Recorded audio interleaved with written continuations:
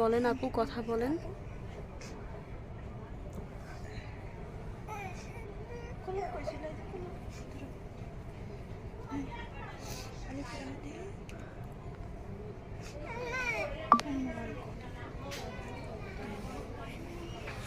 কোনো হৃদয়বান ব্যক্তি যদি আপনাদের পাশে থাকতে চায়, তবে কি তাকে পাশে রাখবেন আপনারা?